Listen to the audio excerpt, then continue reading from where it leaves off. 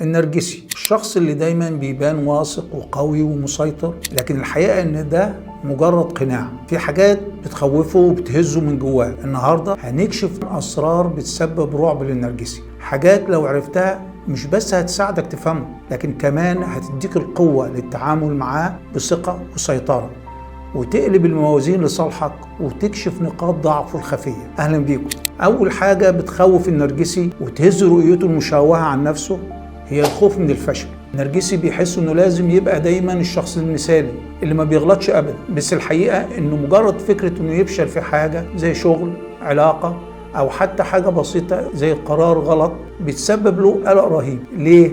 لأنه بيبني شخصيته المزيفة على صورة النجاح اللي بيقدمها قدام الناس. تخيل إن حد يمسك عليه غلط ويواجهه به، ده بالنسبة له كارثة. لو شغله مثلا ما تقدمش عليه شكر أو مشروعه فشل، ده ممكن يدمر رؤيته المزيفة اللي بيحاول يصدرها للناس. النرجسي بيعيش على الاهتمام، يعني لو الناس بطلت تبص عليه أو تتكلم معاه، ده كأنك سحبت منه الأكسجين. هو مش بس بيحب الاهتمام، ده بيعتمد عليه كليا علشان يحس بقيمته.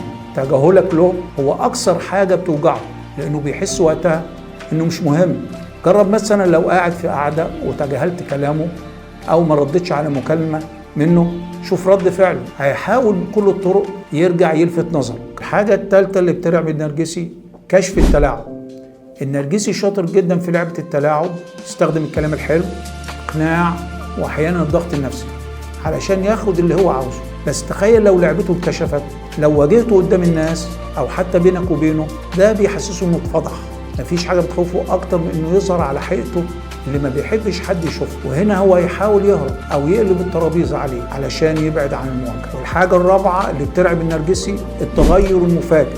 لو فكرت تغير حاجة فجأة، النرجسي هيحس بقلق كبير، لأنه ما بيعرفش يتأقلم بسهولة، وخصوصا لو التغيير مش في صالحه. زي مثلا لو فجأة قررت توقف حاجة كان معتمد عليك فيها، أو عملت حدود للتعامل معاه. التغيير بالنسبة له تهديد، لأنه بيفقده إحساسه بالسيطرة، وده بيخليه يبدأ يتوتر ويحاول يضغط عليك عشان ترجع الوضع زي ما كان. الحاجة الخامسة، أكتر ناس بتوتر وتهدد النرجسي هما الناس المستقلة. أكتر ناس نرجسي بيخاف يتعامل معاهم الناس اللي ما بتحتاجش منه حاجة أو اللي عندهم ثقة في نفسهم. بيشكلوا خطر كبير عليه، لأنه ببساطة مش هيعرف يسيطر عليهم.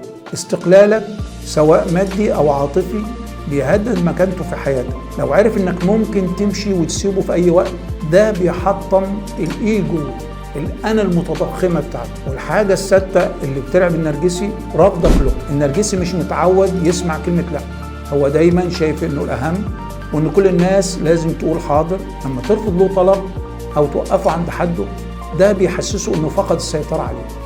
ممكن تشوف ردة فعله في مواقف زي إنه يطلب منك خدمة وإنت تقول له لا معلش مش هقدر. هيبدأ يضغط عليك أو يزعل بطريقة درامية. لكن دايما خلي في بالك إن حمايتك لنفسك هي الأولوية.